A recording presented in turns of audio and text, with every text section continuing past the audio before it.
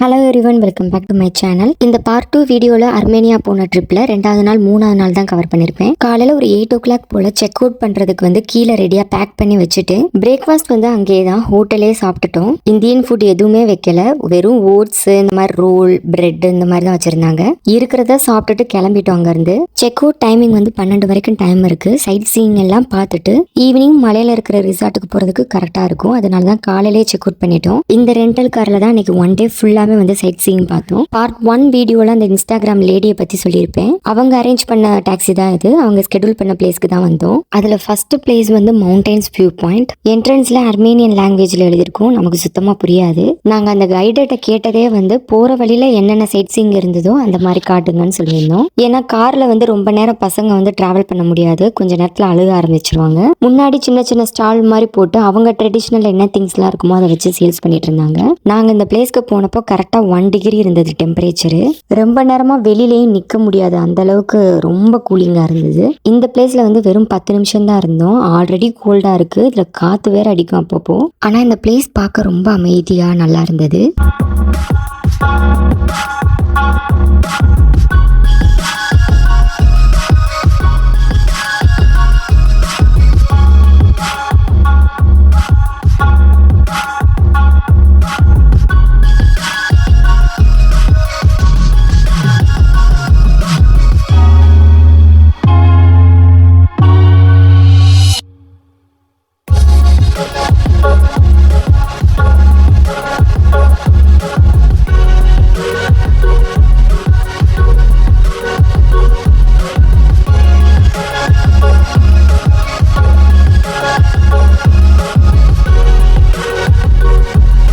Armenian currency எதுக்கும் எமர்ஜென்சிக்கு தேவைப்படும்னு சொல்லிட்டு நடுவில் ஒரு ஷாப்பில் மணி டிரான்ஸ்ஃபரில் மாற்றிட்டு வந்தோம். இங்கே இருக்கிற சில லோக்கல் ஷாப்ஸ் ஆகட்டும், இல்லைனா டூரிஸ்ட் பிளேஸில் முன்னாடி என்ட்ரன்ஸ் டிக்கெட் எடுக்கிறதாகட்டும், அவங்களோட அர்மேனியன் கரன்சி அப்படி இல்லைனா US டாலரும் அக்செப்ட் பண்ணுறாங்க. ஹோட்டல் ரிசார்ட்லலாம் டிராம்லாம் அக்செப்ட் பண்ணாங்க. அடுத்தது இந்த பிளேஸ்க்கு பேர் கானி டெம்பிள். இதுக்கு முன்னாடி என்ட்ரன்ஸ் டிக்கெட் எடுத்து தான் வரணும். குழந்தைங்களுக்குலாம் இல்லை, அடல்ட்ஸ்க்கு மட்டும் இருந்தது. இந்த பிளேஸ் ரொம்பவே நல்லா இருந்துச்சு. ஒரு சில மூவிஸில் சில சீன்ஸ்லாம் இந்த பிளேஸை பார்த்த மாதிரி இருந்தது. I know you told your friend you're not okay, and tell me what's wrong and why you never said you felt that way. And guess you're trying to stay strong and fake a smile until I look away. But I've known you too long, it hurts to watch your blue eyes fade to gray as you fade away. As you fade away.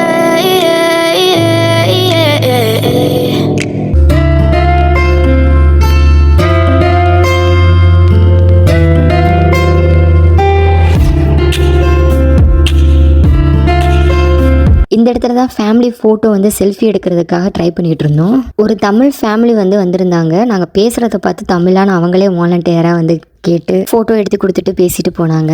இது டெம்பிள்னு சொன்னதும் உள்ள ஏதாவது சிலை மாதிரி இருக்கும்னு நினச்சேன். ஆனால் இந்த மாதிரி தான் இருந்தது. இங்கே வர்றவங்களாம் சாமிக்கு வைக்கிற மாதிரி காயின்ஸ்லாம் வச்சுட்டு போவாங்க போல். அதனால தான் டோன்ட் புட் காயின்ஸ்னு நோட்டீஸ் போர்டு வச்சுருந்தாங்க. இந்த பிளேஸில் ஒவ்வொரு டைரக்ஷன்லுமே ஒவ்வொரு வியூ இருந்தது. பார்க்கவும் நல்லா இருந்தது. இங்கே ஒரு 30 minutes இருந்திருப்போம். நிறைய ஃபோட்டோஸ் எடுத்துகிட்டு உட்காந்துட்டு கொஞ்ச நேரம் விளையாண்டுட்டு இருந்தாங்க. பசங்களை விளையாட விட்டு கூப்பிட்டு வந்தோம்.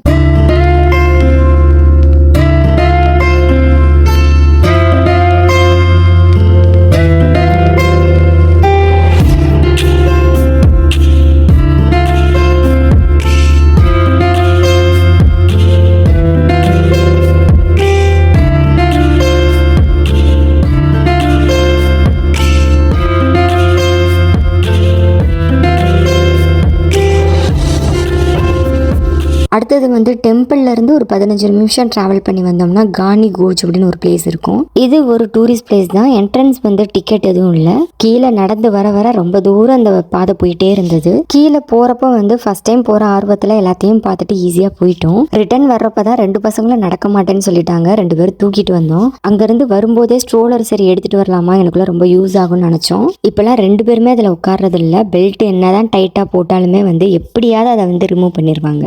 இப்ப அதெல்லாம் எடுத்துட்டு வந்திருந்தா இந்த பிளேஸ்க்கு ரொம்ப யூஸ் ஆயிருக்கும்.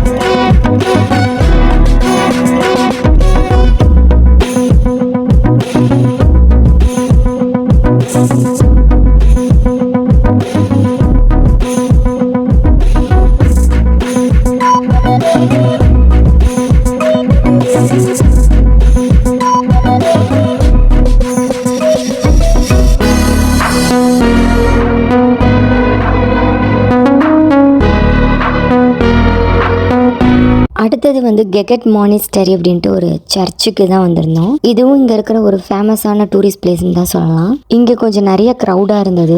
இங்க வெளியில வந்து நிறைய அவங்க ட்ரெடிஷ்னல்ல பண்ணியிருந்த ஃபுட்டெல்லாம் வந்து வரிசையா வச்சிருந்தாங்க. சரி நம்ம வரும்போது வந்து வாங்கி பார்க்கலாம்னு சொல்லிட்டு மேலே வந்துட்டோம். இந்த பிளேஸ்க்கு வரும்போது கரெக்டா மணி 1 மணி ஆயிடுச்சு. நல்லா பசி வேற அடுக்க ஸ்டார்ட் பண்ணிருச்சு.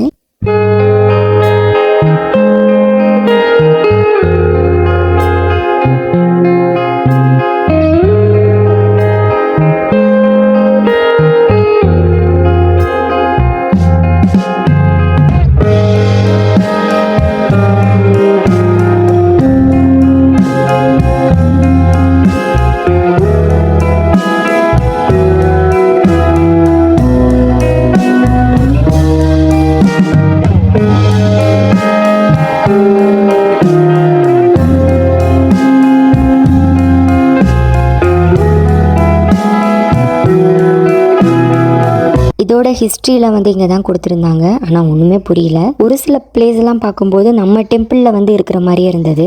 இங்கேயுமே என்ட்ரன்ஸ் டிக்கெட் லைனாக போகணும்னு எந்த ரெஸ்ட்ரிக்ஷனும் இல்லை. எல்லாரும் வந்து உள்ள கேண்டில் ஏற்றிட்டு சாமி கும்பிட்டு போயிட்டே இருந்தாங்க.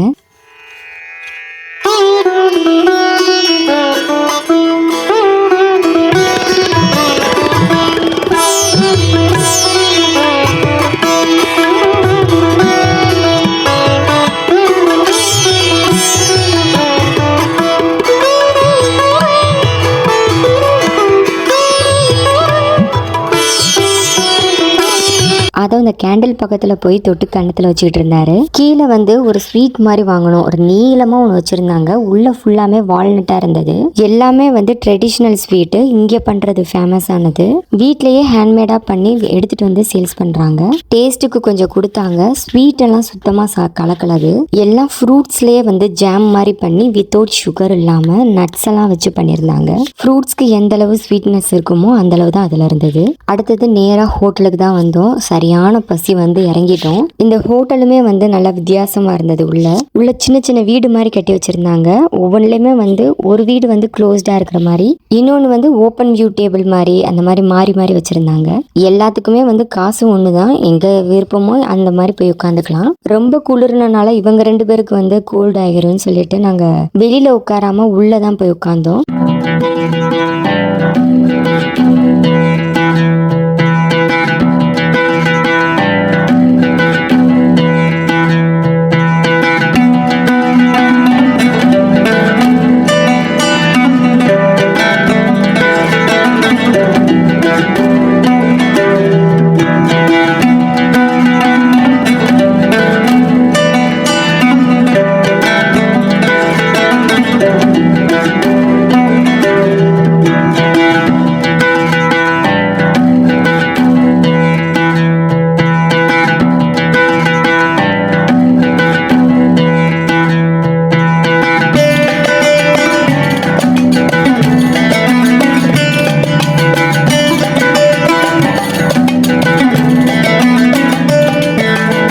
சாப்பிட்டு ரிசார்ட்டுக்கு வந்து சேர்றதுக்கு வந்து ஒரு 3-4 மணி ஆகிருச்சு.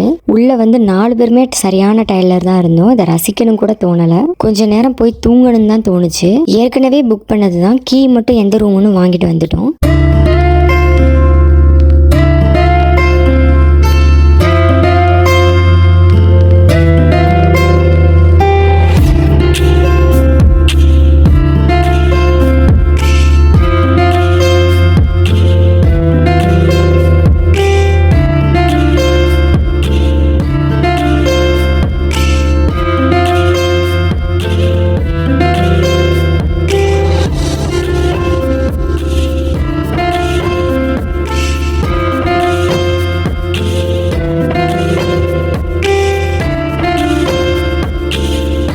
இது வந்து தனி வில்லா மாதிரி பின்னாடி இருக்கிறது எல்லாமே வந்து 2 ஃபேமிலியா வரீங்க அப்படின்னா அந்த மாதிரி எடுக்கலாம். பால்கனில இருந்து பார்க்கும்போது அதோட வியூ நல்லா இருந்தது.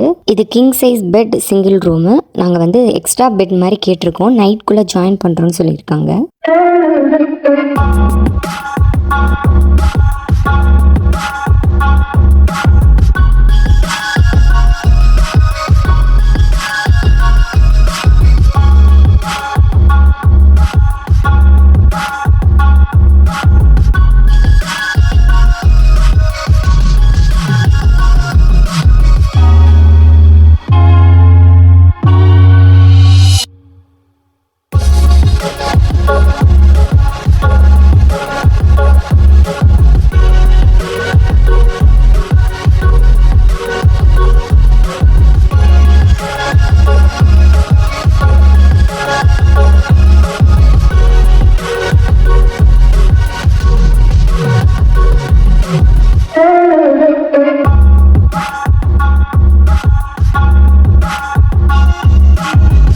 ஒரு 1.5 hours நல்லா தூங்கிட்டோம். ஒரு 6 மணி போல தான் கீழே இறங்கி என்னென்ன இருக்குன்னு பார்த்துட்டு இருந்தோம். 3 பேருமே ஸ்விம்மிங் போயிட்டாங்க. நான் கொஞ்சம் லேட்டாக தான் போனேன். தண்ணி கொஞ்சம் வெதுவெதுன்னு இருக்கிறனால தான் வந்து அலோவ் பண்ணேன். சரி கொஞ்சம் நேரம் விளையாடுங்கன்னு. இவங்க 2 பேரும் அதை பார்த்ததும் உள்ளே இறங்கிட்டாங்க. ஒரு 1/2 மணி நேரம் சரியான ஆட்டம் போட்டாங்க. எனக்கு இவங்க 2 பேருக்கும் ஃபீவர் வந்துச்சுன்னா ரொம்ப அணைச்சிக்கிட்டே இருப்பாங்க. அதுதான் மைண்டில் தோணிக்கிட்டே இருந்துச்சு. அவரு நல்லா என்ஜாய் பண்ணட்டும், இங்கே பண்ணலன்னா வேற எங்கே பண்ண முடியும், அதான் மருந்தெல்லாம் கொண்டு வந்துட்டோமே, ஃபீவர் வந்ததுன்னா ஊற்றிக்கலான்னு சொல்லிட்டு கூப்பிட்டு போயிட்டாரு. ஹோட்டலுக்கும் ரிசார்ட்டுக்கும் இதுதான் வித்தியாசம். குழந்தைங்களுக்காக நிறைய ஆக்டிவிட்டிஸ் வச்சுருப்பாங்க. நிறைய டூரிஸ்ட் பிளேஸ் இருக்குது, பார்க்குறதுக்கு நிறையா இருக்குது. அப்படின்னா ஹோட்டலில் ஸ்டே பண்ணிவிட்டு பக்கத்தில் போய் பார்த்துட்டு என்ஜாய் பண்ணிட்டு வரலாம். இந்த மாதிரி மவுண்டனில் வந்து பக்கத்தில் எதுவும் டூரிஸ்ட் பிளேஸ் இல்லை அப்படின்ற பட்சத்தில் வந்து ரிசார்ட்டில் இருந்தோம்னா உள்ள நிறைய ஆக்டிவிட்டிஸ் இருக்கும். நல்லா கிளைமேட் என்ஜாய் பண்ணிட்டு வரலாம். நாங்கள் இருக்கிற ரிசார்ட்டில் வந்து நாங்கள் பே பண்ணதுலேயே வந்து இது எல்லாமே ஃப்ரீ அசஸ் தான். Swimming, spa, massage, kids play ஏரியான்னு இருக்கும். அது டே கேர் மாதிரி தான் ரன் பண்ணுவாங்க. சப்போஸ் அங்கே குழந்தைங்களை விட்டுட்டு நம்ம வெளியில் அவுட்டிங் போயிட்டு வரணும்னாலும் போயிட்டு வரலாம். ஏதாவது எமர்ஜென்சினா வந்து அவங்க கால் பண்ணுவாங்க. நம்ம நம்பர் மட்டும் கொடுத்துட்டு விட்டுட்டு வந்துட்டோம்னா அவங்க பார்த்துப்பாங்க. லைட் மியூசிக், பார் எல்லாமே இருக்கும். ரெஸ்டாரண்ட்டில் வந்து லைட் மியூசிக் வந்து கரெக்டாக டின்னர், பிரேக்ஃபாஸ்ட், லன்ச் டைமில் வந்து நடக்கும். இதுதான் ரெஸ்டாரண்ட்டு. நம்ம வந்து பே பண்ணும்போதே வந்து டின்னர், லன்ச் எல்லாமே வந்து இன்க்ளூட் பண்ணி நம்ம பே பண்ணிட்டோம்னா அவங்க வந்து பஃபட்டாக ப்ரொவைட் பண்ணிடுவாங்க. அப்படி இல்லை வேணாம் அப்படின்ட்டா தனியாக கூட ஆர்டர் பண்ணி நம்ம சாப்பிட்டுக்கலாம். நம்ம சாப்பிட்டதுக்கு மட்டும் அங்கே செப்பரேட்டாக பே பண்ணுற மாதிரி வரும். நாங்கள் சாப்பாடுக்கெலாம் சேர்த்து பே பண்ணலை. அப்பப்போ தேவையானதை வந்து ரெஸ்டாரண்ட்டில் ஆர்டர் பண்ணி தான் சாப்பிட்டுட்டு இருந்தோம். 2 நாளைக்கு பிரேக்ஃபாஸ்ட்டு மட்டும் ரூம் புக் பண்ணாலே அதிலே வந்துடும். நாங்கள் எங்கே போனாலுமே இந்த மாதிரி தான் பிளான் பண்ணுவோம். ஹோட்டலில் வந்து கம்மியாக ஸ்டே பண்ணிவிட்டு ரிசார்ட்டில் வந்து எக்ஸ்பென்சிவ்னாலும் ஒரு 2 days ஸ்டே பண்ணுற மாதிரி கம்மி பண்ணிப்போம். 4 நாள் 5 நாள் ஹோட்டலில் இருக்கிறதுக்கு இந்த மாதிரி அந்த மணியை வந்து ரிசார்ட்டில் போட்டோம்னா நல்லா என்ஜாய் பண்ணிட்டு வந்துடலாம். உள்ளே போகிறப்பே வந்து ஒரு டவல் கொடுத்துருவாங்க. அது வந்து யூஸ் பண்ணிவிட்டு வெளியில் அந்த பேஸ்கெட்டில் போட்டுறணும். இங்கே வந்து ட்ரெஸ் சேஞ்ச் பண்ணிக்கலாம். ஹேர் ட்ரையர் எல்லாமே வந்து அங்கே வச்சுருப்பாங்க.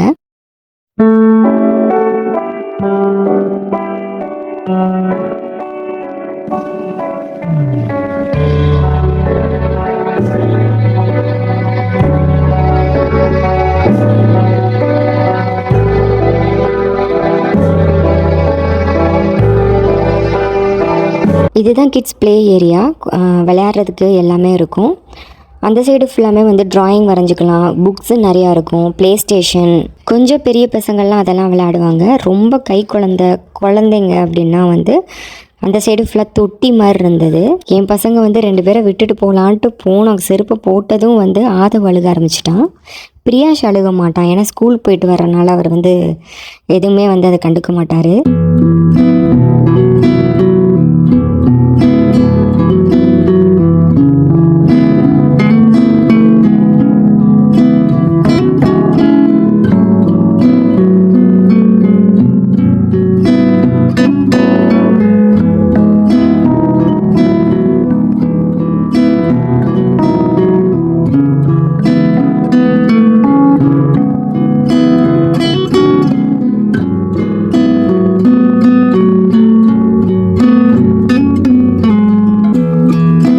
டின்னருக்கு வந்து நம்ம சாய்ஸ் தான்.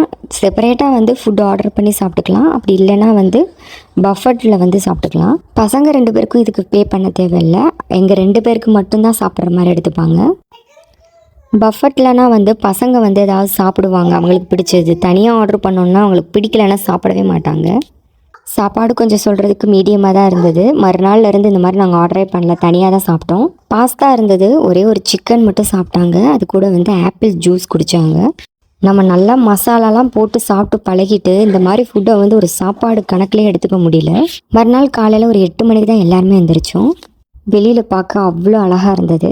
இங்கேருந்து பார்க்கும்போது பக்கத்தில் ஒரு பால்கனியில் வந்து ஃபுட்டெல்லாம் வந்து வெளியில் வச்சுருந்தாங்க. அட பாவிகளா, வெளியில் வந்து ஃப்ரிட்ஜாகவே யூஸ் பண்ணுறாங்கன்னு நினச்சிக்கிட்டோம். நேற்று நைட்டு மாதிரி தான் இருக்குமோ பிரேக்ஃபாஸ்ட்டுக்குன்னு பயந்துகிட்டே தான் வந்தோம். ஆனால் பரவாயில்ல, பிரேக்ஃபாஸ்ட்டுக்கு நிறையா வச்சுருந்தாங்க.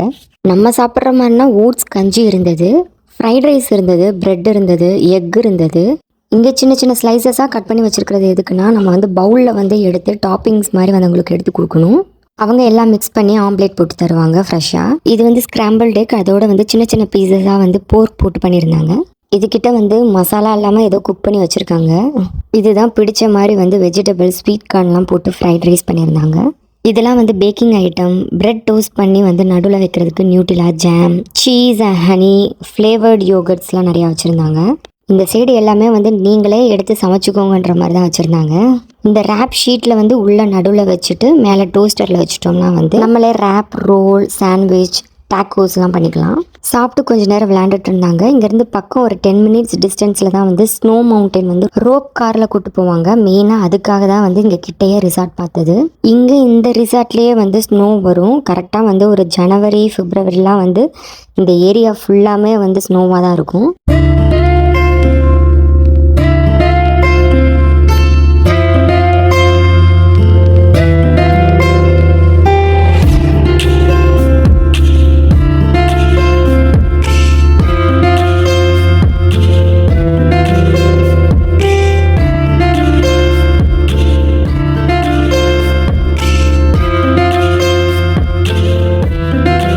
அந்த பிளேஸ் இங்கேருந்து நடந்து போகிற டிஸ்டன்ஸில் தான் இருக்குது. நாங்கள் 2 பேரும் தான் நடந்து போயிருப்போம். வெளியில் ரொம்ப கோல்டாக இருந்தது. 2 பசங்க கண்டிப்பாக நடக்க மாட்டாங்கன்னு சொல்லிட்டு டாக்ஸியே புக் பண்ணோம். வர்றதுக்கு ஒரு 5 minutes ஆச்சு. அதான் வெயிட் பண்ணிட்டு இருந்தோம். இதுதான் இந்த ரோப் காரில் போகிறதுக்கு என்ட்ரன்ஸ். அவனுக்குள்ளே டிக்கெட் எடுத்துகிட்டு இந்த சைடு வரணும்.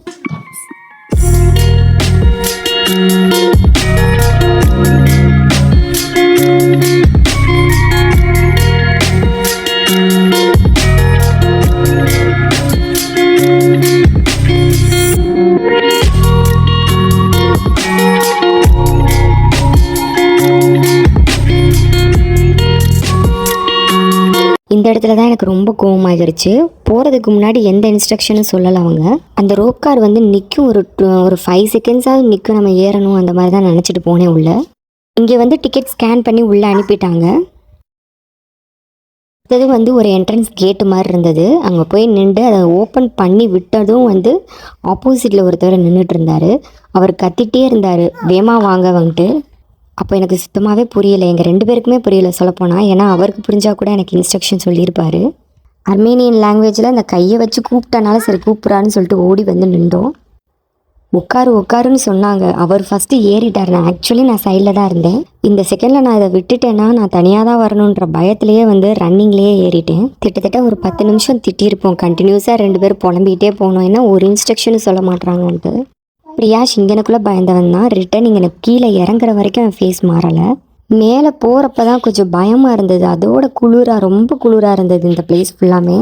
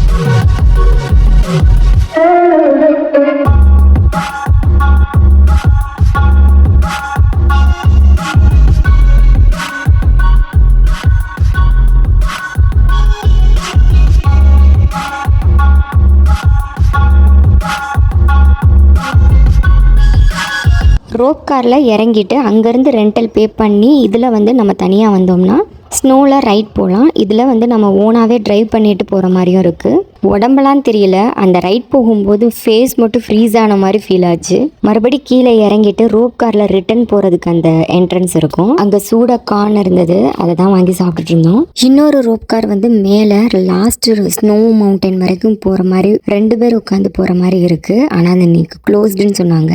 ஏன்னா மண்டே டியூஸ்டே இங்கே 2 நாளைக்கு வந்து ஹெவி ரெயின் இருக்குன்ட்டு அலர்ட் கொடுத்துருந்தாங்க. அதனால் அதை க்ளோஸ் பண்ணி வச்சுருக்காங்க. கீழே வர்றதுக்கு வந்து ஒரு 1:30க்கு மேலேயே ஆகியிருக்கும். டாக்ஸியில் தான் ரிட்டர்ன் போனோம். ரிசார்ட்க்கு கொஞ்சம் டிஸ்டன்ஸில் தான் வந்து ஒரு ரெஸ்டாரண்ட் இருந்தது. அங்கேயே சாப்பிட்டு ரிசார்ட்க்கு மறுபடி போகிறதுக்கு ஒரு 3-3:30 ஆகிருச்சு. மறுநாள் காலையில் ஒரு 9 மணிக்கே செக் அவுட் பண்ணிட்டோம். 12 மணிக்கு ஃப்ளைட் எங்களுக்கு. லஞ்சுக்கு பெருசாக இங்கேருந்து எதுவுமே வாங்கிட்டு போகல. சரி ரொம்ப பசிச்சதுன்னா வந்து அங்கேயே ஆர்டர் பண்ணிக்கலான்னு பிரேக்ஃபாஸ்ட் மட்டும் சாப்பிட்டு அந்த பஃபட்லேயே கொஞ்சம் ஃப்ரூட்ஸு சாண்ட்விச் மட்டும் எடுத்து வச்சுருந்தேன். அதெல்லாம் அவங்க வந்து ஃப்ளைட் ஏறுறதுக்கு முன்னாடியே பசங்க தித்துட்டாங்க.